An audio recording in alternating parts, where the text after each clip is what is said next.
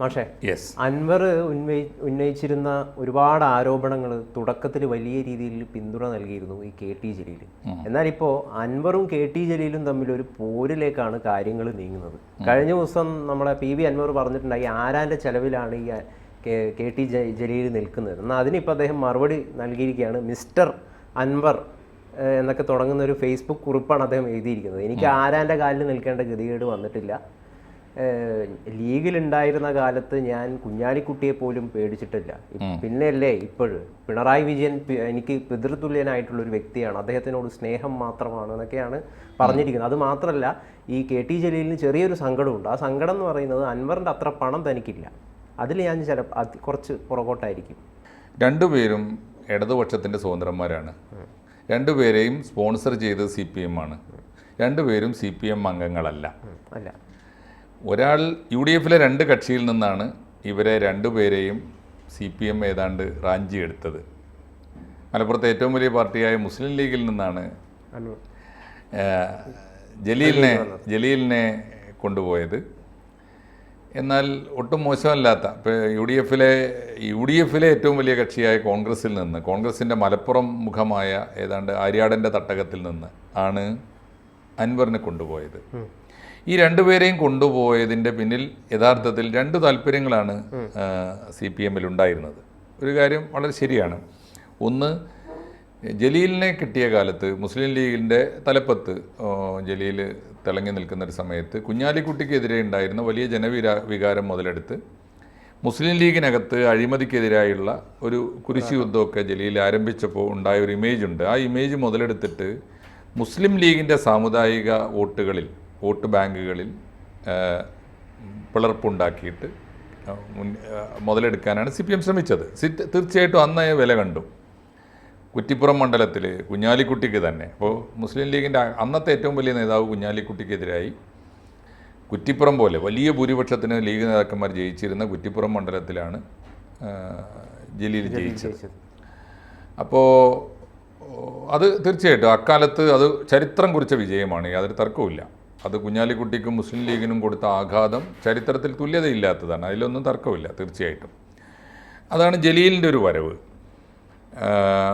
അൻവറിൻ്റെ വരവാണെങ്കിൽ തീർത്തും അത് കോൺഗ്രസിൽ പിളർപ്പുണ്ടാക്കുക എന്നതിലേറെ മറ്റൊരർത്ഥത്തിൽ, അപ്പോൾ തീർച്ചയായിട്ടും സാമുദായികമായൊരു വോട്ട് ബാങ്കിനെ മുസ്ലിം ലീഗ് CPM-നോട് അടുപ്പിക്കാൻ ഉദ്ദേശിച്ചുകൊണ്ടാണ്, കൃത്യമായ പൊളിറ്റിക്കൽ ലക്ഷ്യം വെച്ചുകൊണ്ടാണ് KT ജലീലിനെ CPM സ്വീകരിച്ചത്. അൻവറിനെ സ്വീകരിച്ചതിൽ സത്യത്തിൽ മൂലധന താല്പര്യമാണ്. ഞാൻ ഇവർ രണ്ടും തമ്മിൽ സാമുദായിക താല്പര്യമൊക്കെ അടുത്ത കാലത്ത് അൻവർ പ്രയോഗിച്ച വില കുറഞ്ഞ ആയുധങ്ങളിലൊന്നാണ്. അതിൽ സാമുദായം ഒന്നും ഇല്ല എന്നാണ് ഞാൻ മനസ്സിലാക്കുന്നത്. ഒട്ടും ഉണ്ടായിരുന്നില്ല. അൻവറിന് കിട്ടിയതുകൊണ്ട് മുസ്ലിം വോട്ടുകൾ കിട്ടുമെന്നൊന്നും അന്ന് CPM പ്രതീക്ഷിച്ചിട്ടില്ല. അൻവറിൻ്റെ മൂലധനം ആർക്കൊക്കെ പ്രയോജനപ്പെടുമെന്ന് വലിയ തോതിൽ ആലോചിച്ചൊരു കാലമുണ്ട്. അൻവറിന് കോൺഗ്രസ് പാരമ്പര്യമാണല്ലോ, പാരമ്പര്യമായിട്ട് തന്നെ അവർ കോൺഗ്രസ്സാണ്. അൻവറിൻ്റെ കോൺഗ്രസ് ആണെങ്കിൽ കുറേ കൂടി ബിസിനസ് കോൺഗ്രസ് ആണ്. ഒരു ദേശീയ മുസ്ലിം പാരമ്പര്യത്തിൽ വന്നതാണല്ലോ അൻവറിൻ്റെ കുടുംബം. അൻവറിൻ്റെ കാലമായപ്പോഴേക്കും അത് ദേശീയ മുസ്ലിം എന്ന നില വിട്ടിട്ട് ഒരു ബിസിനസ് കോൺഗ്രസ് പാരമ്പര്യത്തിലേക്കാണ് അദ്ദേഹം വന്നത്. അതുകൊണ്ട് രാഷ്ട്രീയം കൊണ്ട് കച്ചവടം ചെയ്യുകയും രാഷ്ട്രീയത്തെ കച്ചവടമാക്കുകയും ചെയ്യുന്ന ഒരു കൾച്ചറാണ്. തീർച്ചയായിട്ടും ജലീലും അൻവറും തമ്മിൽ അക്കാര്യത്തിലൊക്കെ രണ്ട് ധ്രുവങ്ങളിൽ നിൽക്കുന്നു എന്നാണ് ഞാൻ മനസ്സിലാക്കുന്നത്. അപ്പോൾ അതുകൊണ്ട് അൻവർ വന്നപ്പോൾ അൻവറിനെ ആദ്യം ചാക്കിടാൻ ശ്രമിച്ചത് തീർച്ചയായിട്ടും CPI ആണ്. അൻവർ ആദ്യം ഉണ്ടായിരുന്നത് കോൺഗ്രസ്സിലാണ്. കോൺഗ്രസ്സിലൊരു 4ാം ഗ്രൂപ്പ് ഉണ്ടായി വന്നപ്പോൾ സാക്ഷാൽ വയലാർ രവി നയിച്ച 4ാം ഗ്രൂപ്പിൽ സുധാകരൻ ഉണ്ടായിരുന്നു. സുധാകരൻ്റെ ആ ഗ്രൂപ്പിലെ ഒരു മുസ്ലിം ലീഡറായിട്ടാണ് ഇദ്ദേഹം വന്നത്. ഒന്ന്, അതിനു മുമ്പ് അദ്ദേഹം യൂത്ത് കോൺഗ്രസ്സിലുണ്ടായിരുന്നു അത്ര. രമേശ് ചെന്നിത്തല സംസ്ഥാന യൂത്ത് കോൺഗ്രസിൻ്റെ പ്രസിഡന്റ് ആയിരിക്കുമ്പോൾ ഇദ്ദേഹം മലപ്പുറം ജില്ലാ വൈസ് പ്രസിഡന്റ് ആയിരുന്നു ഒക്കെ പഴയ ഓർമ്മ മാത്രമാണ്. ഒടുവിലത്തെ കാര്യം ഇതാണ്. സുധാകരൻ മന്ത്രിയായി വന്നപ്പോൾ രണ്ട് കാര്യമുണ്ടായി. സുധാകരൻ മന്ത്രിയായപ്പോൾ അൻവറിന് വലിയ പരിഗണന കിട്ടിയെന്ന് മാത്രമല്ല, അദ്ദേഹം ആ പാർട്ടിയുടെ ആ ഗ്രൂപ്പിൻ്റെ പ്രധാന നേതാവാണ്. അതുകൊണ്ട് സുധാകരൻ മന്ത്രിയായി എന്ന് മാത്രമല്ല, വനം മന്ത്രി കൂടിയായി. ഒരു നിലമ്പൂർക്കാരൻ തീർച്ചയായിട്ടും കച്ചവട കണ്ണുള്ള, ഏതു വിധേനയും കാശുണ്ടാക്കാം എന്ന് വിചാരിക്കുന്ന ഒരു രാഷ്ട്രീയക്കാരന്, അങ്ങനെ രാഷ്ട്രീയ പ്രവർത്തനം നടത്തുന്ന ഒരാൾക്ക് നിലമ്പൂർ കാട്ടിൽ കണ്ണുണ്ടായിരുന്നു. നിലമ്പൂരിലെ വനം മന്ത്രിക്ക് വലിയ സാധ്യതയുണ്ടായിരുന്നു. അതാണ് അദ്ദേഹത്തിൻ്റെ ഒരു രാഷ്ട്രീയം കച്ചവടത്തിന് ധനാപകമ മാർഗമായി തീർച്ചയായിട്ടും അത് ഉപയോഗിക്കാമെന്ന് തീരുമാനിച്ച ഒരാൾ. അതുകൊണ്ട് ജലീലിൻ്റെ വഴിക്കല്ല. ജലീൽ PSMO കോളേജിലെ അധ്യാപകനായിട്ട് വന്നതാണ്. അദ്ദേഹത്തിൻ്റെ ഒരു വഴി അത് നേരത്തെ സിമി ആയിരുന്നു, പിന്നെ ലീഗിൽ വന്നതാണ്. ലീഗിൽ നിന്ന് CPM-ലേക്ക് വന്നതാണ്. ആ വഴിയൊക്കെ ഒന്നുകിൽ അദ്ദേഹത്തിൻ്റെ ബോധ്യത്തിൻ്റേതാണ്, ബോധ്യങ്ങളിൽ നിന്ന് ബോധ്യങ്ങളിലേക്കുള്ള വരവാണ് ഒന്ന്. രണ്ട്, അദ്ദേഹം വളരെ കൃത്യമായ സാമുദായിക പാരമ്പര്യത്തിൽ നിന്ന്, സിമി അറിയാലോ, സിമി എന്ന് പറഞ്ഞാൽ അദ്ദേഹത്തിൻ്റെ കുടുംബം ജമാഅത്തെ ഇസ്ലാമി ഒക്കെ ബന്ധമുള്ളതുകൊണ്ടാണല്ലോ അക്കാലത്ത് സിമി ആവുക. അപ്പോൾ സിമിയിൽ നിന്ന് പിന്നെ ലീഗിലേക്ക് വരുന്നു, ലീഗിൽ നിന്ന് അദ്ദേഹം, അപ്പോൾ ഒരു സാമുദായികമായ പശ്ചാത്തലം, ഒരു സമുദായത്തെ രാഷ്ട്രീയമായി ഉപയോഗപ്പെടുത്താനാണ് ജലീലിനെ CPM സ്വീകരിച്ചത്. അൻവറിൻ്റെ മൂലധനം ഉപയോഗിക്കാനാണ് ശ്രമിച്ചത്. അതാദ്യം ശ്രമിച്ചത് CPI ആണ്. അത് വലിയ പരാജയം ആയിപ്പോയി. കാരണം CPI-യിലേക്ക് കൊണ്ടുവന്നത് അന്ന് അഡ്വക്കേറ്റ് M റഹ്മത്തുള്ള എന്ന് പറയുന്ന മലപ്പുറം ജില്ലാ സെക്രട്ടറിയാണ്. അത് പക്ഷേ സംസ്ഥാന സെക്രട്ടറി വിവരം അറിഞ്ഞപ്പോൾ കച്ചവടക്കാർ പാർട്ടിക്ക് സ്ഥാനാർത്ഥികളായിട്ട് വേണ്ടാൻ തീരുമാനിച്ചു. അന്ന് CK ചന്ദ്രപ്പൻ എന്ന് പറയുന്ന മഹാസാത്വികനും ആയ ഒരു ധീരവിപ്ലവകാരിയായിരുന്നു CPI-യുടെ. ഭാഗ്യവശാൽ CPI-യുടെ സംസ്ഥാന സെക്രട്ടറി അദ്ദേഹം അനുവദിച്ചില്ല. എന്ന് മാത്രമല്ല, അഡ്വക്കേറ്റ് റഹ്മത്തുള്ളക്കെതിരെ നടപടി വരുമെന്ന അവസ്ഥ വന്നു. കാരണം ഇതിനകത്ത് എന്തോ ഇടപാട് നടന്നുവെന്ന വാർത്ത വലിയ തോതിൽ വന്നു. അപ്പോൾ അങ്ങനെയാണ് ഉണ്ടായത്. അപ്പോൾ റഹ്മത്തുള്ള പുറത്തേക്ക് പോകുന്നു. റഹ്മത്തുള്ളയുടെ വിടവിൽ പിന്നെ മലപ്പുറം ജില്ലയിൽ PP സുനീർ എന്ന യുവ നേതാവ് ജില്ലാ സെക്രട്ടറി ആയിട്ട് വരുന്നു. അദ്ദേഹമാണ് ഇപ്പോൾ സംസ്ഥാന അസിസ്റ്റന്റ് സെക്രട്ടറിയായി, രാജ്യസഭാ അംഗമായി. അപ്പോൾ ഇതാണ് എൻ്റെ ഒരു ചരിത്രം. CPI-യിൽ നിന്ന് അദ്ദേഹത്തിന് ഉദ്ദേശിച്ച ഫലം കിട്ടിയില്ല. അപ്പോൾ അദ്ദേഹം എന്ത് ചെയ്തു വെച്ചാൽ വാശി കൂടുതലാണല്ലോ, ഈ ഫ്യൂഡൽ വാശി അദ്ദേഹത്തിന് കൂടുതലാണ്. CPI ഏറനാട് എന്ന് പറയുന്നത് അൻവറിൻ്റെ മണ്ഡലമാണ്, എടവണ്ണ പഞ്ചായത്ത്, അദ്ദേഹത്തിൻ്റെ നാട് ഒതായി. ഇപ്പോൾ എടവണ്ണ സീറ്റ്, ഈ ഏറനാട് സീറ്റിൽ ഞാൻ മത്സരിക്കാൻ സീറ്റ് തരണമെന്നാണ്. CPI കൊടുത്തില്ല, അപ്പോഴും അദ്ദേഹം മത്സരിച്ചു. പക്ഷേ നേരത്തെ തന്നെ ഇദ്ദേഹത്തിൻ്റെ മൂലധനത്തിൽ കണ്ണുണ്ടായിരുന്ന CPM പരോക്ഷമായി അദ്ദേഹത്തെ പിന്തുണച്ചു. അപ്പോൾ ഈ അഷ്റഫ് അലി കാളിയത്ത് എന്നൊരാളായിരുന്നു അന്നത്തെ ഔദ്യോഗിക ഇടതുപക്ഷത്തിൻ്റെ സ്ഥാനാർത്ഥി, CPI നേതാവ്, വളാഞ്ചേരിക്കാരനാണ്, ഇപ്പോഴും ഉണ്ട്, സാത്വികനായൊരു കമ്മ്യൂണിസ്റ്റുകാരനാണ്. അപ്പോൾ അദ്ദേഹം മത്സരിച്ചു, 2000 ചില്ലറ വോട്ടേ കിട്ടിയുള്ളൂ. അൻവർ വലിയ തോതിൽ വോട്ട് പിടിച്ചു. അപ്പോൾ അൻവറിൻ്റെ സ്വാധീനം തെളിയിച്ചു. മൂലധനത്തിന് വോട്ടാക്കി മാറ്റാൻ പറ്റുമെന്ന് CPM-ന് മനസ്സിലായി. വയനാട് മണ്ഡലത്തിൽ MI ഷാനവാസിനെതിരായിട്ട് മത്സരിച്ചു, ലോക്സഭയിലേക്ക് മത്സരിച്ചു, നല്ല വോട്ട് പിടിച്ചു. അപ്പോഴൊക്കെ CPM-ന് ബോധ്യപ്പെട്ടു, ഇനി ഇവൻ്റെ വോട്ട്, ഇവൻ്റെ മൂലധനത്തെ വോട്ടാക്കി മാറ്റാനുള്ള ഇവൻ്റെ ശേഷിയുണ്ടല്ലോ. അതിന് കോൺഗ്രസ് നേതാവായ എൻ്റെ സുഹൃത്ത് കൂടിയായ കോൺഗ്രസ് നേതാവ് എന്ന് പറയാം, അത് അദ്ദേഹം മലപ്പുറത്തെ ആര്യാടൻ ഷൗക്കത്ത്, സാംസ്കാരിക പ്രവർത്തകനും എഴുത്തുകാരനും ചലച്ചിത്ര പ്രവർത്തകനാണ്. ആര്യാടൻ ഷൗക്കത്തിൻ്റെ ഒരു ഭാഷയിൽ പറഞ്ഞാൽ, ഈ മൂലധനത്തെ വോട്ടാക്കി മാറ്റുക എന്ന് ഞാൻ പറയുമ്പോൾ ആര്യാടൻ ഷൗക്കത്ത് പറയുക, അദ്ദേഹം പറയുന്നത്, അതിനാണ് പർച്ചേസിങ് കപ്പാസിറ്റി എന്ന് പറയുക. ഒരു ബിസിനസ്സുകാരൻ്റെ ഏറ്റവും വലിയ കപ്പാസിറ്റിയാണുള്ളത്. പർച്ചേസിങ് കപ്പാസിറ്റി ഉണ്ടെന്ന് മനസ്സിലായി. CPM അത് മനസ്സിലാക്കി കൊടുത്ത സീറ്റാണ്. അങ്ങനെ ഔദ്യോഗികമായി തന്നെ നിലമ്പൂർ സ്ഥാനാർത്ഥിയായി വന്നു, 2 തവണ ജയിച്ചു. ഇത്രയുമാണ് അൻവറിൻ്റെ പാരമ്പര്യം. ഈ 2 പാരമ്പര്യങ്ങൾ തമ്മിൽ ഏറ്റുമുട്ടുമ്പോൾ ചെറിയ പ്രശ്നമുണ്ട്. എന്താ പ്രശ്നം എന്ന് വെച്ചാൽ, ഇവർ തമ്മിൽ വന്ന വഴിയിലോ രണ്ടുപേരുടെയും വളർന്നു വന്ന സംസ്കാരത്തിലോ ഒന്നും ഒരു സാമ്യവുമില്ല, ഒരു ചെറിയ സാമ്യം പോലുമില്ല.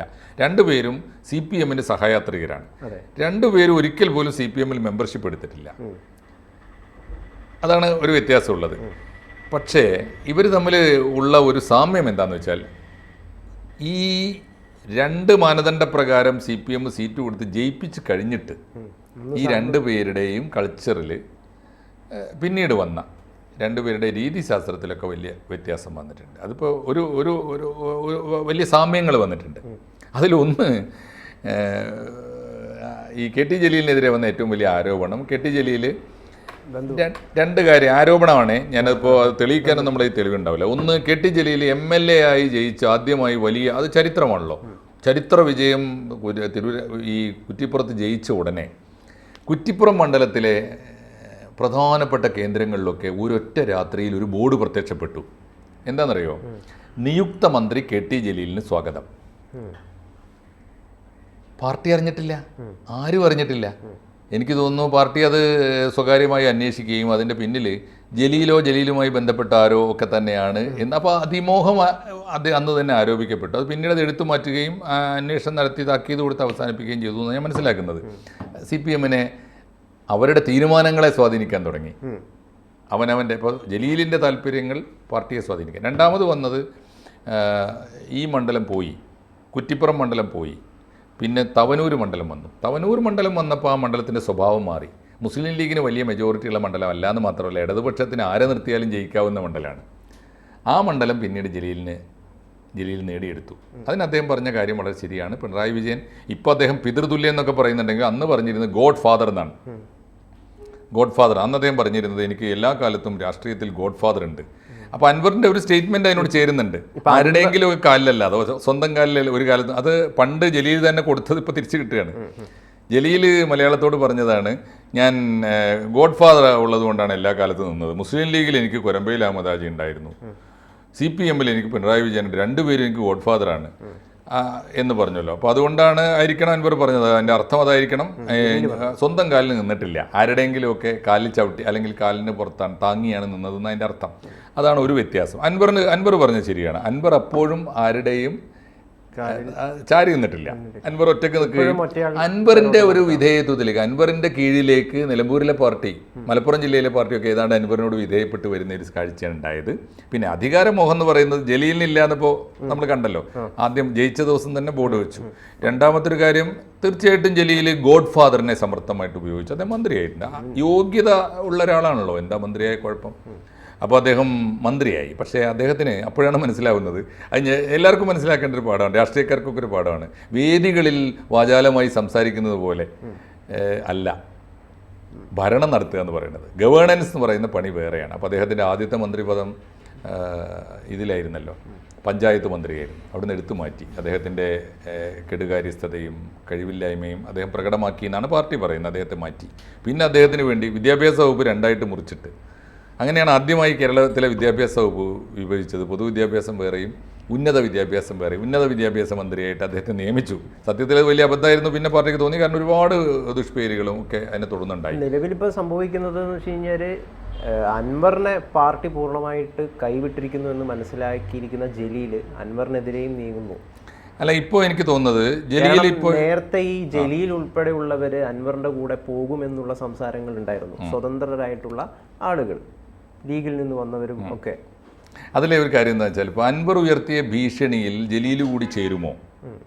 ഇപ്പം അൻവറിൻ്റെ പണം അൻവറിനെ ജലീൽ മനസ്സിലാക്കുന്നതിൽ വലിയ അബദ്ധം പറ്റിയെന്നാണ് ഞാൻ മനസ്സിലാക്കുന്നത്. അൻവർ രാഷ്ട്രീയത്തിൽ വന്നതിന് ശേഷം അൻവർ ഇതുവരെ ചെയ്ത, ഞാൻ മനസ്സിലാക്കിയെടുത്തോളം അൻവർ ഇതുവരെ ചെയ്ത എല്ലാ ബിസിനസ്സും പരാജയമാണ്.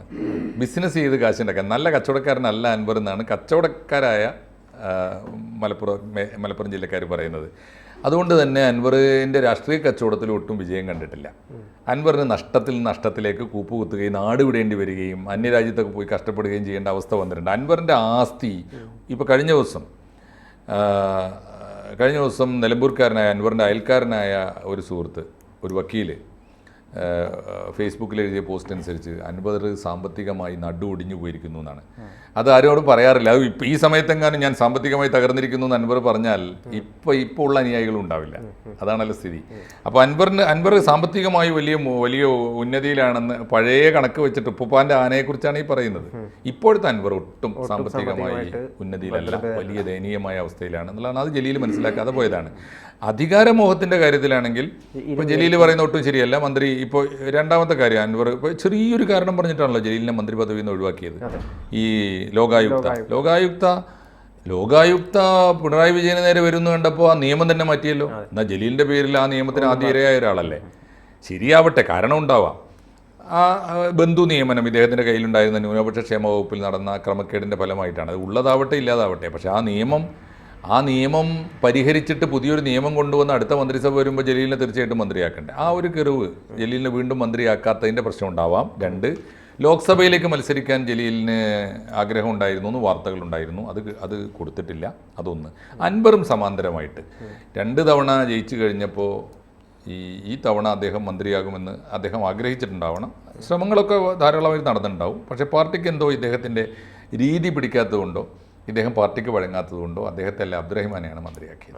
2, പൊന്നാനിയിൽ മത്സരിക്കുകയും അങ്ങനെ ഉണ്ടല്ലോ, പാർലമെൻറ്റിലേക്ക് പോകാനുള്ള ശ്രമവും ദയനീയമായി പരാജയപ്പെട്ടു. ഈ രണ്ടുമാണ് അതിൻ്റെ കാരണം. 2 കാര്യം വളരെ സിമ്പിളാണ്. 2 പേർക്കും ഇനി CPM-ൽ നിന്നും ഒന്നും പ്രത്യേകിച്ച് കിട്ടാനില്ല. ജലീൽ ആവർത്തിച്ച് പറഞ്ഞ ഒരു കാര്യം വളരെ സത്യസന്ധമാണ്. ഇനി മനസ്സിൽ കവിതയില്ല, മണമില്ല, മധുവില്ല, മധുരമില്ല. അതെ, അതുകൊണ്ട് ഇനി എൻ്റെ മനസ്സിൽ ഒന്നുമില്ല, ഞാൻ എനിക്ക് ഒന്നും കിട്ടാനില്ല. അത് സത്യമല്ലേ? ഒന്നും കിട്ടാനില്ല. അദ്ദേഹത്തിന് ഇനി CPM ഒന്നും പ്രതീക്ഷിക്കാനില്ല. അത് വളരെ ശരിയാണ്. അൻവറിന് ഇനി ഒന്നും പ്രതീക്ഷിച്ചിട്ട് കാര്യമില്ല എന്നും ബോധ്യപ്പെട്ടിട്ടുണ്ട്. ഇതിലാണ് രണ്ടുപേരുടെയും പൊളിറ്റിക്സ്. പക്ഷേ ജലീൽ ഇപ്പോൾ ഒരു മുഴം ഇപ്പോൾ അവസാനം വരെ കുറേ ദിവസം സസ്പെൻഷനിലിട്ട് കുറേ ദിവസം ആളുകളുടെ വാർത്താ മുനമ്പിൽ നിന്നിട്ട് എടുത്തൊരു നയമുണ്ട്. അത് വളരെ കണ്ണിങ് ആയ നിലപാടാണ്. കാരണം ഇപ്പോൾ ജലീലിനെ പോലെ ഒരാൾ അൻവറിൻ്റെ കൂടെ പോകുമോ എന്ന നെഞ്ചിടിപ്പ് പാർട്ടിക്ക് ഉണ്ടായിരുന്നു. ആ പ്രതിസന്ധിയിൽ പാർട്ടിയുടെ കൂടെ നിന്നു. പ്രതിസന്ധിയിൽ പാർട്ടിയുടെ കൂടെ നിന്നു എന്നത് പാർട്ടി വലിയ വില കൊടുക്കുവാൻ. ഇപ്പം അല്ല, അൻവർ ജലീൽ അവസാനം പറയുന്നുണ്ട്, മാന്യതയില്ലാത്ത രീതിയിലാണ് അൻവർ സംസാരിക്കുന്നത്, ഇങ്ങോട്ട് മാന്യത തന്നില്ലെങ്കിൽ തിരിച്ച് അങ്ങോട്ടും മാന്യത പ്രതീക്ഷിക്കരുത് എന്ന് പറഞ്ഞാണ് ആ പോസ്റ്റ് അവസാനിക്കുന്നത്. തീർച്ചയായിട്ടും മാന്യത എനിക്കറിയില്ല. മാന്യത ഇവരൊക്കെ തമ്മിൽ കേരള രാഷ്ട്രീയമല്ലേ, എന്തെല്ലാം മാന്യത കേട്ടപ്പോൾ KM ഷാജിയും KT ജലീലും തമ്മിലുള്ള, ഇപ്പോൾ ലീഗിൽ നിന്ന് പോന്നിട്ട് CPM വന്ന സമയത്ത് നിയമസഭക്കകത്തും പുറത്തും പൊതുവേദികളിലും KT ജലീലിനെ അങ്ങേയറ്റ അപഹസിക്കുന്ന എന്തെല്ലാം KM ഷാജി പറഞ്ഞു, തിരിച്ചെന്തെല്ലാം, അതൊക്കെ രാഷ്ട്രീയത്തിൽ സ്വാഭാവികമാണ്. അതിപ്പോൾ ഇനി അൻവറിനെതിരെ പറഞ്ഞുകൊണ്ടിരിക്കും, അൻവർ തിരിച്ചും പറഞ്ഞേക്കും. അൻവറിന് പിന്നെ ഇതൊന്നും ഒരു പുത്തരിയല്ലല്ലോ. കാരണം തെറി കേട്ടും തെറി പറഞ്ഞും തല്ല് പിടിച്ചുമൊക്കെ വളർന്ന ഒരാളാണ്. കൂടുതൽ വിശേഷങ്ങൾ പിന്നെ ചർച്ച ചെയ്യും. മുഖ്യമന്ത്രിയുടെ പത്രസമ്മേളനം നടക്കുകയാണ്. അത് നടക്കട്ടെ. ഇത് വളരെ വ്യക്തിപരം. ഇത് ഈ രണ്ട് വ്യക്തികളെ ഒരു ക്യാരക്ടർ അനാലിസിസ് എന്ന നിലയിൽ രണ്ട് പൊളിറ്റിക്കൽ പേഴ്സണാലിറ്റി ആണല്ലോ, പൊതുപ്രവർത്തകരാണ്. അവരെ രണ്ടുപേരെയും നമുക്ക് താരതമ്യം ചെയ്യാവുന്നതേ ഉള്ളൂ. അത് രാഷ്ട്രീയമായ ഒരു താരതമ്യ നിരീക്ഷണം എന്ന അർത്ഥത്തിലെടുത്താൽ മതി. തീർച്ചയായിട്ടും ബാക്കി രണ്ടുപേരുടെയും നീക്കങ്ങൾ ഇനിയും നമുക്ക് കാണേണ്ടി വരും, പറയേണ്ടി വരും. ഓക്കെ. കൂടുതൽ വാർത്തകളും വിശേഷങ്ങളും നിങ്ങളിലേക്ക് എത്താൻ ABC മലയാളം സബ്സ്ക്രൈബ് ചെയ്യുക, ബെൽ ബട്ടണും അമർത്തുക.